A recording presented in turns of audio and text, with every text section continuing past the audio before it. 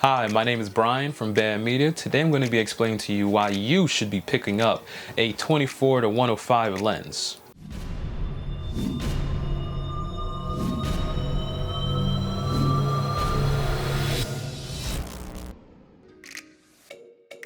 Now, in particular, this lens that I'm showing today is a 24 to 105 Sigma Art lens. I'm really in love with the Sigma Art lenses. They're really high quality.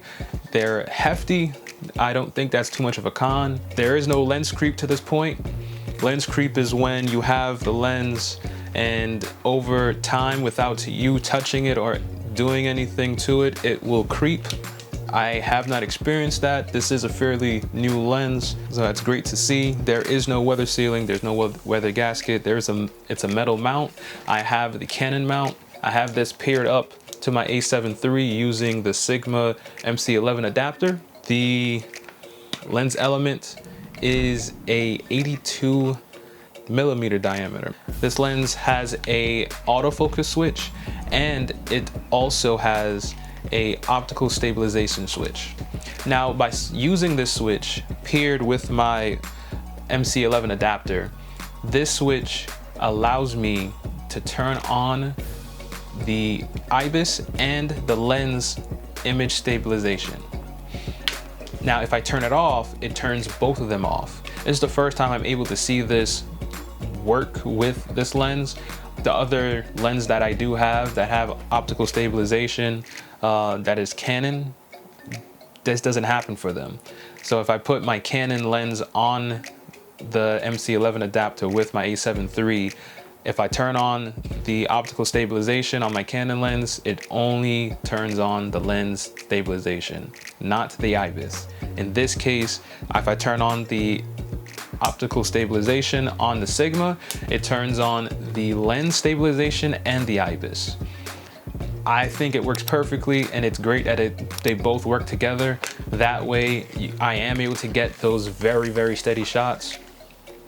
I will say that the stabilization isn't on the same level as Canon's L series lenses, but it is damn near great. Now, given a close-up on the lens, it is an Art series lens. There is a small viewfinder here to show what the distance is, the focus distance that you have.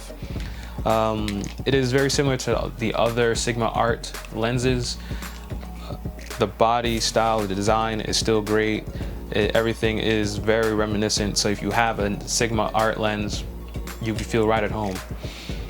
I do love the fact that this lens is a 24 to 105, and let me explain why I believe you should go and pick up a 24 to 105. There are other zoom lenses out there, in particular the 24 to 70. Now, that lens does give you more capabilities for low light. But if you're using this with a full frame camera, if you're using this with a Sony, especially the newer Sonys that's coming out now, does the f4 really scare you? You have such low light capabilities with the camera by itself. Now you add a longer range zoom, you're gonna be good to go. You're good. 24 to 70 is great, but now you have that extra length to go and shoot a little bit more farther to a 105. And if you have the Sony cameras, now you're able to go and actually use the APS-C mode or clear image zoom to zoom in even more to get more of a reach. So, I mean, the choice is yours.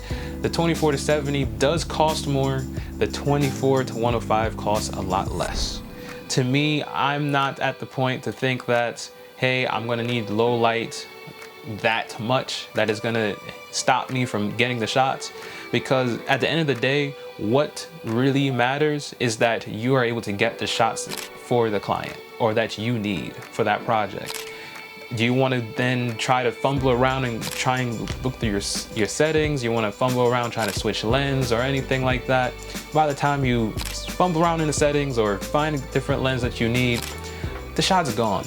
To me, I got myself in that situation a couple of times, and I just found that I need a zoom lens, something that is versatile, something that's all around, that will help me get to these shots without missing them.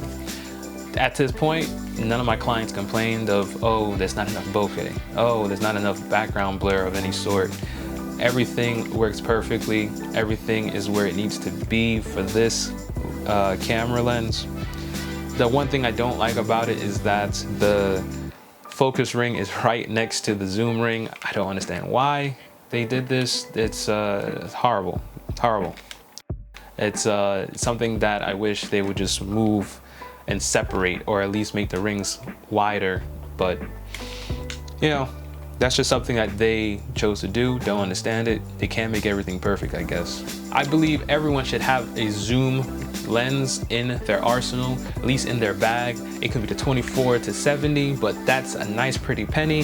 Something that's more affordable that you can get is this 24 to 105. Especially paired up with any Sony cameras, you will be set and ready to go.